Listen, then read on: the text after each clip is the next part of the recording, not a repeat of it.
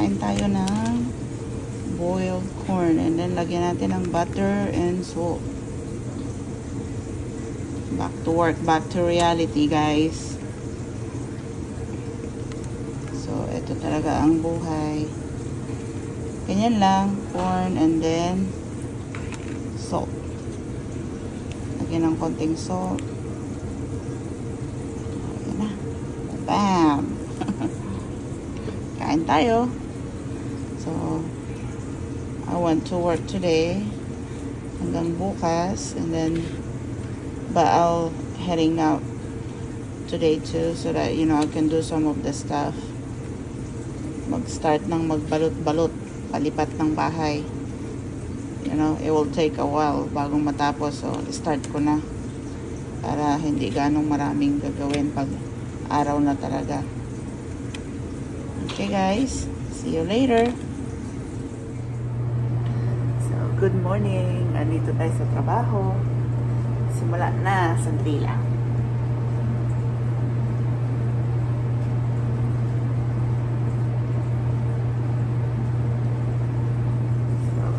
Bigyan ko lang kayo ng glimpse. Alam nyo na, kusina pa rin. Suot lang tayo ng apron. Hindi ko na tala yung aking pasilip lang naman. So, 7 o'clock na. Nag-travel ako kanina ng 5. Dumating ako rito ng mga 5. Mga 6 something pa. Ngayon lang ako pumasok. Medyo, yan, mahal.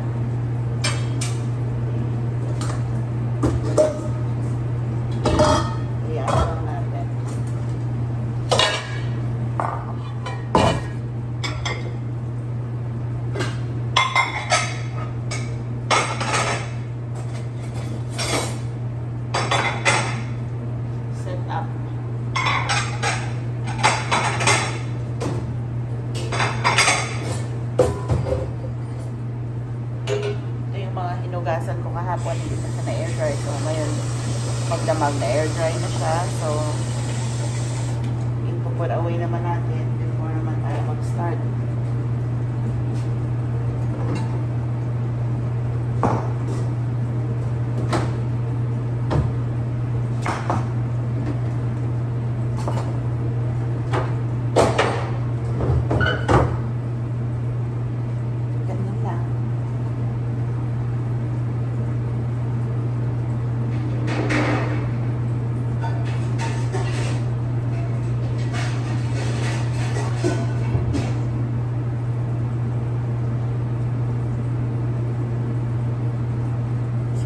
Ngayon na lang siya guys hanggang sa matapos na.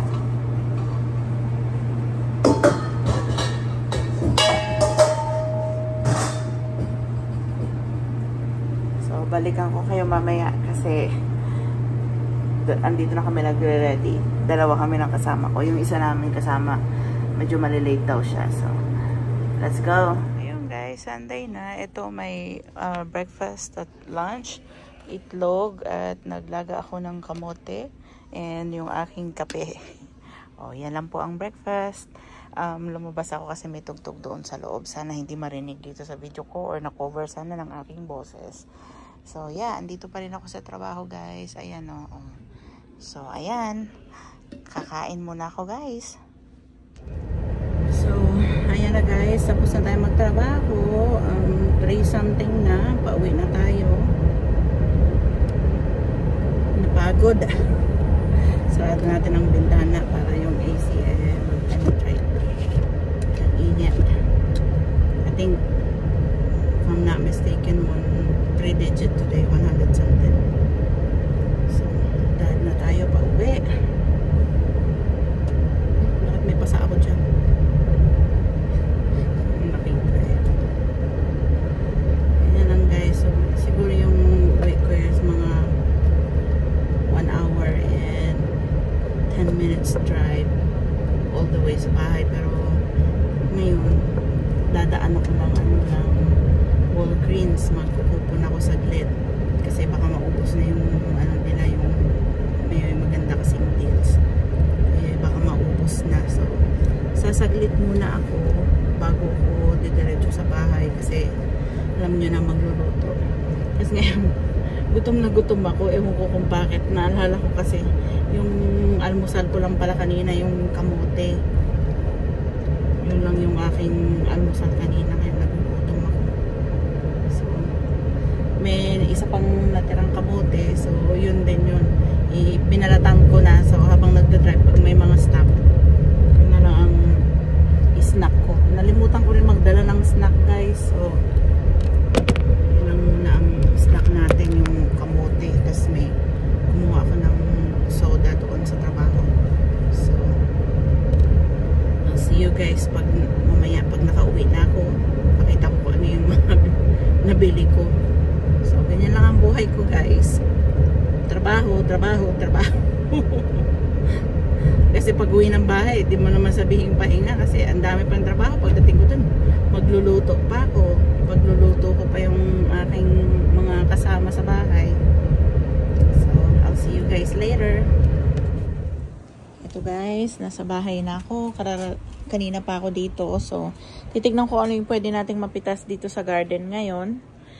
Tingnan nyo guys, oh, akala ko yung tinanim ko na sitaw normal, pero hindi ko naman sinasabi normal. Alam nyo ba to kung anong klaseng sitaw to? Kasi hindi ko alam eh. So, pitasin ko na bago gumulang. Pwede naman siguro to ilagay sa, gulay. Hindi ko kasi siya kilala guys. Hindi nagpakilala sa akin eh. May nakita kong pipino. Oh, tingnan nyo. Kahit end season na yung aking garden, may mga pa rin, oh. Isang pipino. So, pwede yan baka bukas sa gawa tayo ng pagkain ng aming papa. Sana may iba pa. May mga dito. Tapos meron ako dito ang butternut squash guys. Dalawa to eh. Hindi ko alam kung magulang na ba to. Medyo magulang na. Mahirap nang ipasok yung kuko ko eh. Pero hayaan muna natin siya dyan hanggang sa umano pa siya. Gumulang pa siya. Pero siguro pwede na yung pitasin. May isa rin ako doon. Doon sa looban. Hindi muna siguro. Mga sa ibang araw na. Ito guys, na to. End of its life na. Kasi ito transfer ko na yung garden. Dahil nga lipat kami ng bahay. So, simulan ko nang i-transfer. Yan na oh. So, ito na yan. Tanggalin na natin yan.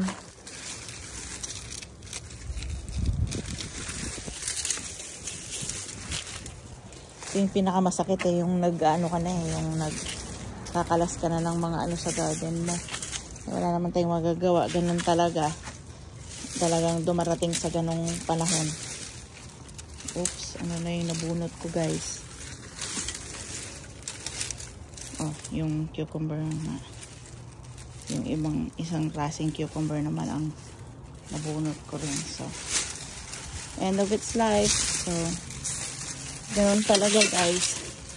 Panahon na para bunutin. Para isimulan naman natin i-ready para sa mga susunod na pananim. Kagaya ng alang ng garlic. So, yan muna sa ngayon. May mga celery dyan. Pero saka ko napitasin kung may paggagamitan. Sa ngayon wala pa. Si Isabel pinitas yung mga blueberry kahapon. Nandyan sana bukas maluto ko na. Kung anong pwede natin gawin sa blueberry. Para sana paglipat din namin, hindi rin ganong maraming laman yung aming freezer. O itong mga okra. Tanggalin na natin to. Dapat kahapon ko to pipitasin. Na dapat ilalagay ko doon sa sinigang ko. Pero okay lang, ayan. Ito pa. May nakikita akong medyo malaki na doon na ampalaya, oh. Sana mamunga pa tong aking sayote bago kami umalis ng bahay, guys. Para naman mapakinabangan ko. Sana lang. Ito, may kamatis din dito, guys. Yung volunteer tomato ko to. May dalawa. Oh. Diba may pang panggulay. Ang lagay sa tuna ng aming papa or kung ano ba. Ito pa, may tomatoes din dito guys. Kuhanin na rin natin to. Meron dito sa baba. Tanggalin ko na rin guys bago pa ako maunahan ng mga hayop. Tanggalin ko na rin. Kasi ano na magiging masyado nung isang araw pag uwi ko, ang daming mga tomatoes na nakinain na ng hayop. So, ito't maniban-niban na lang naman na siya. Tanggalin ko na rin. Madiba lang naman na siya. Ito may talong din, pero hanapan ko pa siya ng kapares. Tanggalin ko na rin. Hanapan ko na lang siya ng kapares. Baka tanggalin na lang natin isa sa mga kalabasa dyan. May okra, may kalabasa, at may talong. Diba? May panggisa na, guys. I'm pretty sure may okra ko doon sa loob. Napitas ko nung isang araw pagdating ko. Ito, end of its life na rin. Pero may isa pang cucumber dyan. Palakihin muna natin. Couple days. Bago natin yan siya husgahan. Oo, ang daming kamatis, guys. Kinakain ng mga, sabi ko nga, nakakain na siya ng mga insect. Or kung ano man siya. Ito may isa pang okra.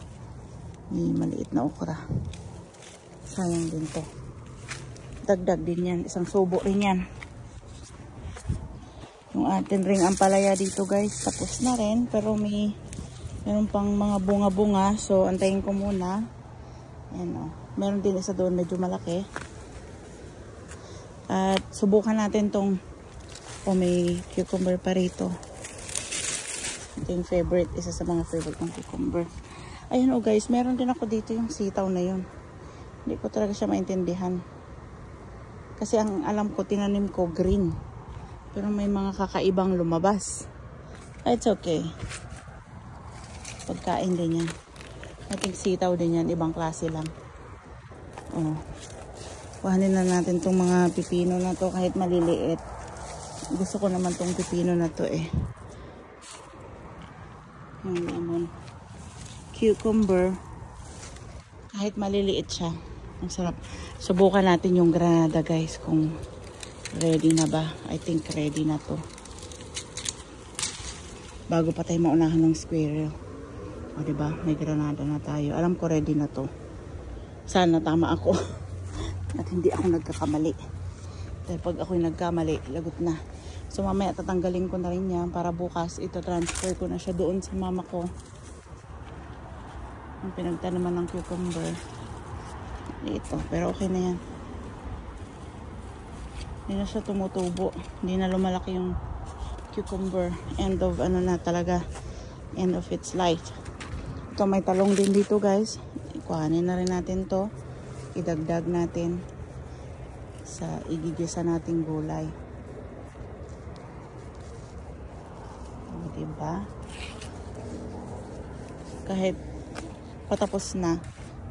So dito, guys, nagulang siya dahil hindi na naagapan. Hayaan ko na lang siyang magulang and ipaano ko na lang, gawin kong seed ang tanim next time. Hindi na pitas ng mga kapatid ko. Hindi ko kasi sinabi, so akala naman nila hindi ko pinapipitas. Kailangan pala sabihin. Bakit kasi hindi sinabi ni Aileen? Hindi tuloy pinitas ni Banana. Nagulang tuloy ang sitaw. Pag ang sitaw pa naman nagugulangan, nagtutuloy-tuloy. Pagpipitasin na natin to ang maigi sa bukas. Pailan-ilan lang. Idagdag-dagdag, halo-haluin lahat ng gulay. Di marami na rin. Ganun lang yun, guys. So, ayan ang ating mga okra. Nagre-ready na siyang mamulaklak. So, mapapakinabangan pa natin siya bago tayo umalis dito. At yung melon. Ayan, guys. May melon din tayo. So, yan muna, guys. At itutuloy ko kung ano pa yung pwede kong gawin dito sa hardin. See you again sa susunod nating video. And ingat-ingat po sa lahat. And have a blessed night. Kasi gabi na dito. Sa susunod po uli. Bye! Nakain ni Nayeli yung blueberry pinitas nila kahapon. Gimama Sam? Good job, mommy. Thank you. Only one. Eat. Good job. And she's not spitting it out.